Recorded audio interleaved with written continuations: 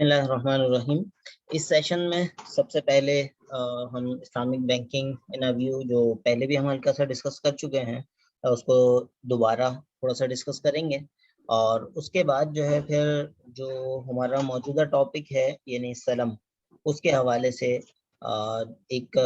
मुख्तसर आप लोगों की खिदमत में जो है वो कल काविश पेश की जा चुकी है हमारे एक दोस्त की मेहनत, तो वो उम्मीद है आप तमाम हजरात ने देखी होगी और उसके अलावा भी आपने उसके बारे में पढ़ने की कोशिश की होगी। लेकिन सलम का इस्लामिक बैंकिंग में किस तरह इस्तेमाल है उसके हवाले से थोड़ी सी हम कोशिश करेंगे कि बात हो सके इंशाल्लाह। तो इस्लामिक बैंकिंग इन व्यू ये बेसिकली याद रखने की, याद रखे जाने की बार बार ज़रूरत इसलिए है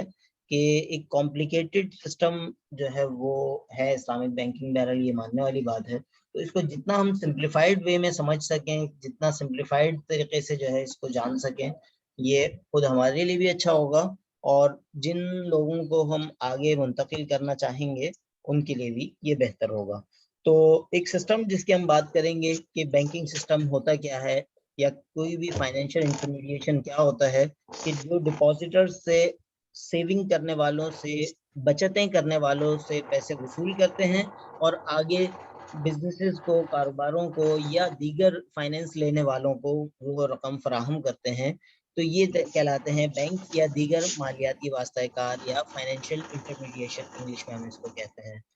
तो ये जो है दो तरह के हो सकते हैं। एक डिपॉजिटर्स या मालियाती वास्ताकार आ सकते हैं बैंक के पास कि हमें हमारी अमाउंट्स जो है वो आपके पास रखवानी है, लेकिन हम इस पे कोई नुकसान बर्दाश्त नहीं कर सकते, हमें हमारी अमाउंट एज इट इज वापस चाहिए होगी। तो इस्लामिक बैंक उनसे ये अमाउंट वसूल करते हैं कर्ज की बुनियाद पे, और ये कहलाते हैं नॉन रेम्यूनरेटिव डिपॉजिट्स, यानी ऐसे डिपॉजिट जिन पर कोई इजाफी पैसे, कोई इजाफी अमाउंट जो है इस्लामिक बैंक नहीं दे सकते, क्योंकि ये कर्ज की बुनियाद पर है और इस्लामिक बैंक जो है शरिया के पाबंद हैं। शरिया के उसूलों के मुताबिक जो है कर्ज की अमाउंट पर कोई इजाफी अमाउंट नहीं दी जा सकती। दूसरी तरफ रेम्यूनरेटिव डिपॉजिट्स हैं, यानी ऐसे डिपॉजिट्स जिनके डिपॉजिटर जो है इस्लामिक बैंक से चाहते हैं कि हम जो है वो कोई प्रॉफिट भी कमाएं, कोई हम इसमें इजाफा हासिल करें, तो ये डिपॉजिट्स जो है ये कहलाते हैं रेम्यूनरेटिव डिपॉजिट्स। ये मुजारबा या मुशारका की बुनियाद पर होते हैं। मुजारबा एक ऐसा मोड ऑफ फाइनेंस है या एक ऐसा तरीका तमवील है, फाइनेंसिंग मेथड है, जिसके तहत एक पार्टनर इन्वेस्ट करता है और दूसरा पार्टनर उस पैसे को यूटिलाइज करता है। दूसरी तरफ मुशारका के अंदर दोनों पार्टनर या जितने भी पार्टनर हैं वो सब के सब इन्वेस्ट भी कर रहे होते हैं और उस बिजनेस को लेकर भी चल रहे होते हैं। तो ये मुजारबा या मुशारका की बुनियाद पर रेम्यूनरेटिव डिपॉजिट्स, यानी ऐसे डिपॉजिट्स जिन पर नफ़ा या नुकसान की बुनियाद पे जो है वो शेयरिंग होती है, ये डिपॉजिट्स वसूल किए जाते हैं। ये आदि इस्लामिक बैंकिंग हमने पढ़ी, जिसको हम डिपॉजिट साइड कह सकते हैं, जिसको हम कह सकते हैं कि ये लाइबिलिटी साइड नॉर्मल बैंकिंग इस्तेलाह में कहलाती है, लेकिन हम डिपॉजिट साइड इसको कह सकते हैं। दूसरी तरफ इस्लामिक बैंक इन पैसों की बुनियाद पे आगे कमाते हैं, तो कमाने के लिए जो तरीक़ेकार इख्तियार किया जाता है वो 4 हिस्सों में तकसीम कर सकते हैं। तो ये सिर्फ बैंक्स के लिए ही नहीं, बल्कि हम में से हर फर्द के लिए, हर इदारे के लिए, हर तरह के लोगों के लिए ये एक गाइडलाइन है कि हम 4 बुनियादों पर पैसे कमा सकते हैं। सबसे पहली चीज़ है तिजारत की बुनियाद पर कमाना, उसके बाद है किराएदारी की बुनियाद पर कमाना, शिरकत व मुजारबत जैसा कि अभी हमने बात की, नफ़ा नुकसान की बुनियाद पर कमाना, या खिदमात फराहम करके उसका मुआवजा लेना। तो ये 4 बड़ी बुनियादें हैं जिनकी बुनियाद पर कोई भी बैंक कमाता है, जिस तरह के कोई एक आम मुसलमान, एक आम इंसान कमा सकता है। अलबत्ता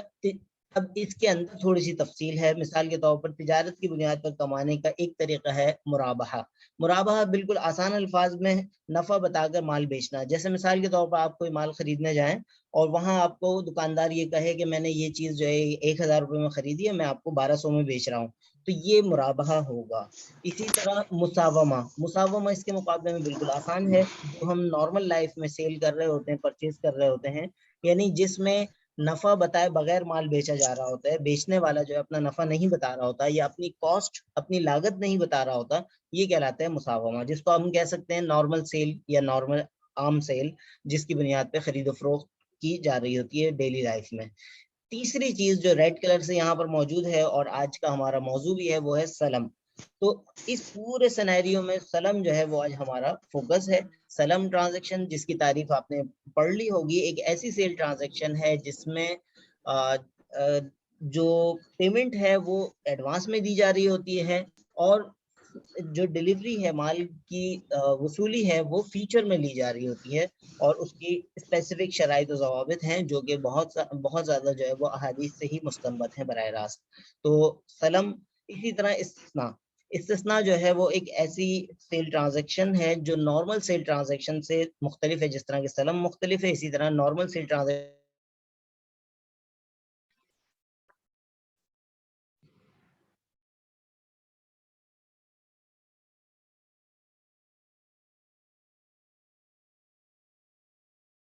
کوئی فرنیچر یا کوئی مشینری وغیرہ آرڈر پہ بنواتے ہیں، تو یہ استثناء کی ایک اعلیٰ مثال ہے. تو یہ انشاءاللہ ہمارے نیکسٹ ہفتے کا امید ہے ٹاپک ہوگا. تو اس کے بعد اگر ہم دیکھیں، جو کتاب زیر غور ہے ہماری اسلامی بینکاری کی بنیادیں، جو کہ ترجمہ ہے an introduction to Islamic finance by یعنی an introduction to Islamic finance, جو اوریجنل کتاب ہے وہ لکھی گئی ہے مفتی تقی عثمانی صاحب کے ذریعے، اور اس کے مصنف ہے مفتی تقی عثمانی صاحب، اور اس ترجمے کے مصنف ہیں مفتی زاہد صاحب. تو اس کتاب کے اندر سلم کا جو ریلیونٹ پورشنز ہیں وہ سلم کا بہت مختصر سا ہے. سلم کے معنی 195 پیج پر، اور اسی طرح سلم بطور طریقہ تمویل یعنی فائنینسنگ میتھڈ کے طور پر، اور متوازی سلم کے چند قواعد یہ 204 پیج نمبر پر. اگر اس کو ہم دیکھیں کہ سلم جو ہے وہ اسلامک بینکس میں کس طرح استعمال ہو رہا ہے، ایک تو طریقہ کار سلم اور متوازی سلم کا کل کی ویڈیو میں آپ نے سن لیا ہوگا، پڑھ لیا ہوگا، لیکن عملاً اسلامک بینک سلم کس طرح اختیار کر رہے ہیں. تو ہم اس کو ایک ڈائیگرام کے ذریعے سمجھیں گے جو کہ آپ کے سامنے ہی بنائی جائے گی. اس میں سب سے پہلے جو ہے وہ آپ سمجھ لیں کہ سب سے پہلے ایک کلائنٹ جو ہے وہ اسلامک بینک کے پاس آ رہا ہے، اور کلائنٹ جو ہے وہ اسلامی بینک کے پاس آ کے کہتا ہے کہ مجھے پیسوں کی ضرورت ہے. تو یہ بیسک ڈفرینس ہے اسلامک اور کنونشنل بینک میں. کنونشنل بینک تو کسی کو بھی جو ہے وہ ایز اٹ از اماؤنٹ دے سکتا ہے، لیکن اسلامک بینکنگ کے اندر اسلامک بینک سب سے پہلے یہ پوچھے گا کہ آپ کو کس مد میں پیسوں کی ضرورت ہے، کس حوالے سے پیسوں کی ضرورت ہے، آپ نے اس پیسوں کا کیا کرنا ہے. تو اس میں دو پارٹیز ہو گئی. سب سے پہلے ہو گئے کلائنٹ، اور یعنی جو اسلامک بینک کے پاس فرد یا افراد یا کمپنی آئے ہیں، اور دوسرے جو ہے وہ ہو گئے اسلامک بینک. تو یہ دو لوگ جب ہو گئے، یا دو پارٹیز، دو فریق ہو گئے، جس کو ہم عربی میں فریقین کہہ سکتے ہیں. تو ان کے درمیان جو ہے سب سے پہلے ایک اس بات میں ڈسکشن ہوگی کہ معاملہ کیا کیا جائے گا. صحیح. تو جب کلائنٹ اور اسلامک بینک کے درمیان، جو اسلامک بینک کے ریلیونٹ افراد ہوتے ہیں وہ اس چیز کے ماہر ہوتے ہیں کہ کس فرد کو کس ضرورت کے لیے کون سا اسلامک فائنینسنگ موڈ یوز کرنا ہے. مثال کے طور پر ہم دیگر چیزوں کو یہاں چھوڑ دیتے ہیں، اور ہم یہ طے کر لیتے ہیں کہ اس کلائنٹ کو جو ہے سلم کی ہی لحاظ سے پیسے چاہیے، یعنی پیسے اس کو آج چاہیے کیونکہ اس کے پاس ابھی شارٹیج ہے، فائنینسنگ اس کو چاہیے، اور اس کے مقابلے میں وہ فیوچر میں مثال کے طور پر 6 مہینے بعد، 5 مہینے بعد، 4 مہینے بعد جو ہے وہ کوئی چیز کی ڈیلیوری دے سکتا ہے. مثال کے طور پر گندم کی ڈیلیوری دے سکتا ہے، یا چاول کی ڈیلیوری دے سکتا ہے، یا اور ایکس وائی زی کوئی چیز کی ڈیلیوری دے سکتا ہے. تو سب سے پہلے جو ہماری کل والی جو ویڈیو تھی جس میں سکھایا گیا تھا کہ اس کے اندر مبیع جو ہے وہ کیا کہلائے گا، مسلم فی کہلائے گا. اسی طرح رب السلام اور یہ ساری چیزیں، ساری اصطلاحات ہم نے وہاں پڑھی تھی. تو سب سے پہلے یہ طے ہو جائے گا کہ چونکہ اس ٹرانزیکشن کے اندر سلم یوز ہو رہا ہے تو اس کا طریقہ کار یہ ہوگا کہ سب سے پہلے بینک اور کلائنٹ یہ دونوں آپس میں یہ معاہدہ کریں گے کہ ہم سلم کی بیس پر کر رہے ہیں، اور بینک جو ہے وہ کلائنٹ کو یعنی پیسے دے دے گا، پیمنٹ دے دے گا، اس کو پے کر دے گا اماؤنٹ، اور اس کی ضرورت پوری کر دے گا. نمبر 1. اس کے بعد جب 6 مہینے کا ٹائم پیریڈ پورا ہو جائے گا تو کلائنٹ جو ہے وہ بینک کو ڈیلیوری دے دے گا. اب ڈیلیوری دینے کے بعد اصولی طور پر سلم ٹرانزیکشن کا پہلا مرحلہ اختتام پذیر ہوا. صحیح. اب لیکن چونکہ اسلامک بینک جو ہے وہ اصولی طور پر وہ یعنی اس کو وہ چیز تو درکار نہیں تھی. اب اس کو اس چیز کو ختم کرنے کے دو طریقے ہیں. یعنی مثال کے طور پر क्लाइंट से उसने गंदुम जो है वो खरीदी, मिसाल के तौर पर 10 टन गंदुम खरीदी, अब 10 टन गंदुम 6 महीने बाद इस्लामिक बैंक के की मिल्कियत में आ गई, उसने डिलीवरी के कहा कि चीज तैयार है आप उठवा सकते हो, क्लाइंट ने कहा कि आपकी चीज मेरे पास रेडी है, आप जो है इसको उठवा सकते हैं, तो उसके नतीजे में जो है वो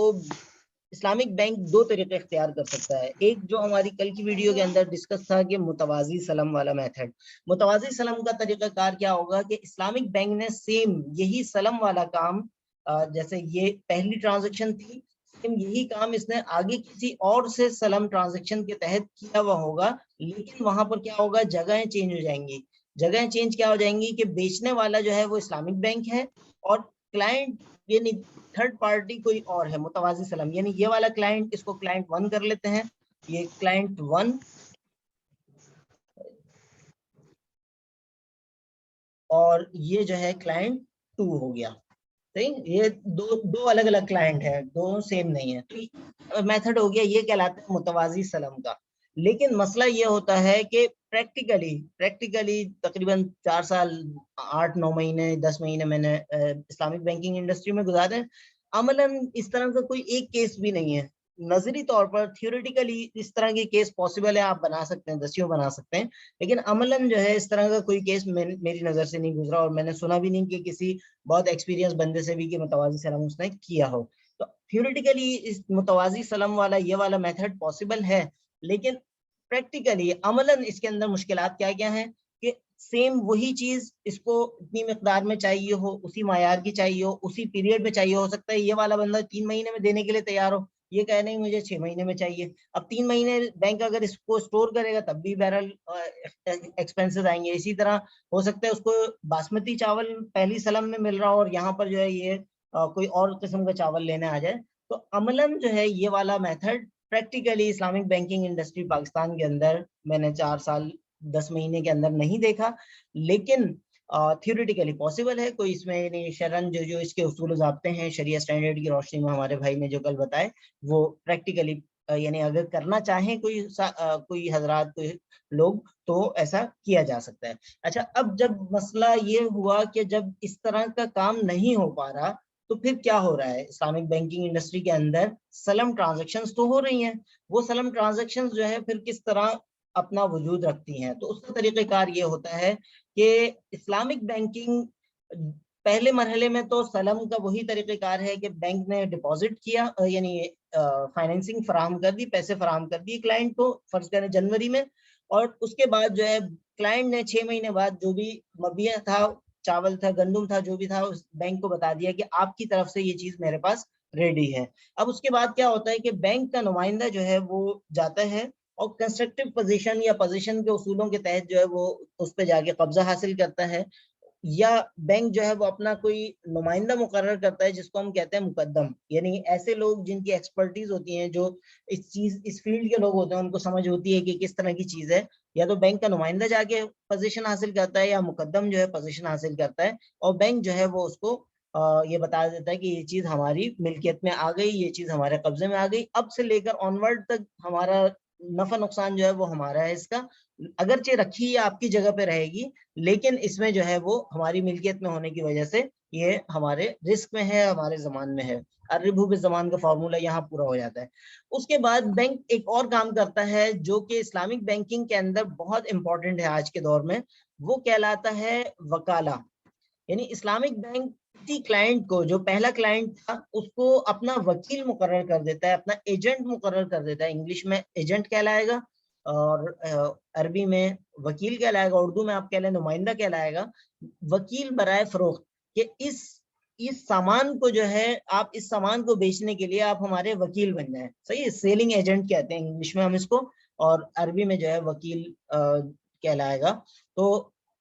इस्लामिक बैंक इसी क्लाइंट को अपना एजेंट बना देता है, अपना वकील बना देता है कि आप ये वाली चीज हमारे बिहाफ पे इसको मार्केट में बिकवा दें। यहाँ पर जो उसूल ज़ाब्ते तय होते हैं नॉर्मली आम तौर पर जो प्रैक्टिकल इस्लामिक बैंकिंग के अंदर हो रहा है, वो ये कि इस्लामिक बैंक कहता है कि मिसाल के तौर पर ये चीज जो है वो आपने 120 रुपए से ऊपर की जितनी बिकवाई, 120 रुपए मेरे, बाकी जो है वो आपका इंसेंटिव यानी आपका कमीशन एक लिहाज से कह लें। اور ویسے بھی آپ کا جو ہے 10,000 روپے کمیشن ہے اس ٹرانزیکشن کے اندر. اس کے علاوہ 120 روپے پر کلو کے حساب سے مجھے میری اماؤنٹ چاہیے. اس کے بعد جو اماؤنٹ آپ جتنا مہنگا آپ بکوائیں گے وہ آپ کا کمیشن ہوگا. تو اس طرح جو ہے وہ اسلامک بینک اپنے کلائنٹ کے تھرو اس کو مارکیٹ میں بیچتا ہے. تو مارکیٹ میں جو ہے مارکیٹ میں بھی یا کسی اور کسٹمرز کو, یہاں پر میں دو الگ الگ اصطلاحیں استعمال کر رہا ہوں کہ یہ کلائنٹ جو ہے یہ دیگر لوگوں کو, یعنی اپنے آپ کو نہیں بیچ سکتا. یہاں پر یہ اصول یاد رکھیں, نہ اپنے آپ کو بیچ سکتا ہے, نہ اپنی کسی ریلیٹڈ کنسرن کو بیچ سکتا ہے, یعنی اپنی کسی سبسیڈری کمپنی کو یا اس سے ریلیونٹ کمپنی کو نہیں بیچتا. اس کے جو اصول و ضابطے ہیں اس کے مطابق یہ مارکیٹ میں دیگر کسٹمرز کو بیچتے ہیں. مثال کے طور پر اسلامک بینک نے جو ہے وہ ثناء الحق بھائی کو جو ہے وہ کلائنٹ تھے, اور اس کے بعد جو ہے اسلامک بینک نے ان سے کہا کہ آپ ہماری بہاف پہ کسی اور کو بکوائیں. تو ثنا بھائی دیگر لوگوں کو جو ہے یہ بیچیں گے, ہماری جو کلاس کے دیگر شرکاء ہیں ان کو بیچ سکتے ہیں, یا اور XYZ کسی کو بیچ سکتے ہیں. تو اس کے نتیجے میں جو پروفٹ ہوگا وہ یعنی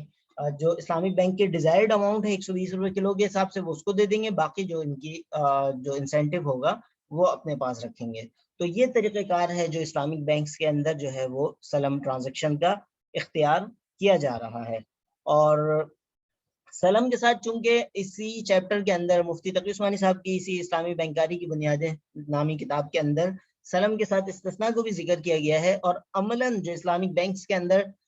استعمال ہو رہا ہے سلم اور استثناء تقریباً ایک جیسے طریقے سے استعمال ہو رہا ہے, سوائے ایک چیز کے کہ سلم جو ہے وہ اس کی اپنی مخصوص شرائط ہیں کہ اس کی جو یعنی ہوموجینیس چیزوں پہ, یعنی ایسی چیزوں پہ سلم استعمال ہو سکتا ہے جس کی اجزاء ایک جیسے ہوں, جیسے مثال کے طور پر گندم ہے, چاول ہے, اس طرح کی چیزوں پہ ہوموجینیس پہ سلم استعمال ہو سکتا ہے, ہیٹروجینیس پہ نہیں ہو سکتا. جیسا کہ کل کی ویڈیو کے اندر تفصیل موجود تھی, ہیرے جواہرات اور اس طرح کی چیزیں یا بکر غنم وغیرہ ان چیزوں پہ جو ہے وہ سلم استعمال نہیں ہو سکتا. اسی طرح جو ہے وہ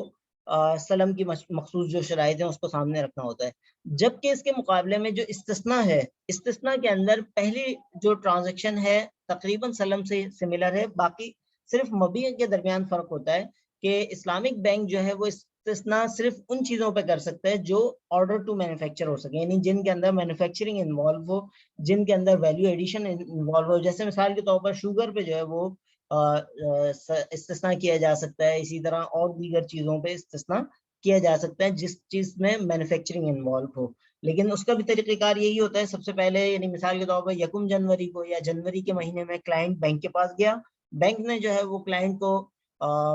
اپنا اللہ بھلا کرے کہ بینک نے کلائنٹ کو فائنینسنگ فراہم کر دی, اور 6 مہینے بعد یا 5 مہینے بعد جو بھی ٹائم پیریڈ تھا اس کے مطابق جو ہے کلائنٹ نے انفارم کیا بینک کو کہ آپ کی چیز تیار ہے. بینک کا نمائندہ یا تو بینک کے ملازم کی صورت میں یا مقدم کی صورت میں یا XYZ کسی اور صورت میں بینک جو ہے وہ پوزیشن حاصل کرے گا, اور پوزیشن حاصل کرنے کے بعد, قبضہ حاصل کرنے کے بعد بینک اسی کلائنٹ کو اپنا ایجنٹ بناتا ہے عام طور پر, اور ایجنٹ جو ہے وہ یہ سامان جو ہے وہ کسٹمرز کو بیچتا ہے بینک کی بہاف پہ. تو یہ طریقہ کار جو ہے سلم اور استثناء دونوں میں استعمال کیا جا رہا ہے, اور اس طریقے کے تحت جو ہے سلم اور استثناء اسلامک بینکنگ کے اندر یوز کیے جا رہے ہیں. تو آج کی اس سیشن میں جو ہے وہ ہم نے یہ جانا کہ ایک تو سب سے پہلے اسلامک بینکنگ ان ویو کو دوبارہ ریفریش کیا. اس کی وجہ یہ کہ اسلامک بینکنگ نارملی سمجھنا کمپلیکیٹڈ سمجھا جاتا ہے, تو اس تصویر کے ذریعے, اس پکچر کے ذریعے ہم آسان طریقے سے اسلامک بینکنگ کو سمجھ سکتے ہیں. اور اس کے بعد جو ہے پھر دوسرے مرحلے میں ہم نے یہ جانا کہ اسلامک بینک کے اندر سلم اور استثناء کس طرح استعمال ہوتا ہے. تو جزاکم اللہ خیر, انشاءاللہ پھر